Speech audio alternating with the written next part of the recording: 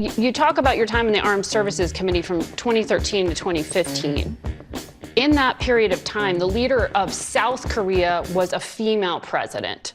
I'm wondering, who is it that you confused Kim Jong-un with? Well, I think you need to remember, Margaret, and everybody needs to remember that I've worked on ag policy and federal policy for over 30 years. My time in serving and making policies in this country has been extensive and covered decades. Right, but you never went to North Korea. I make no specifics in this book. I talk about the fact that, yes, I have. I've been there. So you went to North Korea? Yeah, I went to the DMZ, and there are details in this book that talk about going to the DMZ and specifics that I'm willing to share. There's some specifics I'm not willing to share with you. I've traveled the world and I've visited with world leaders, and some of that is referenced in the book, and this anecdote is something that when it was brought to my attention, we made some changes, and when the book's released, we'll do all that we can to see that is reflected.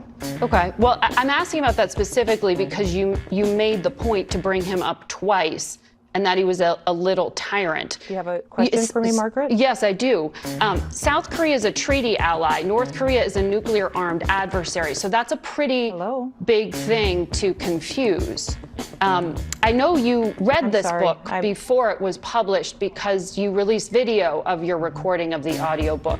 You didn't catch these errors when you were recording it? Oh, Margaret, as soon as it was brought to my attention, I took action to make sure that it was reflected.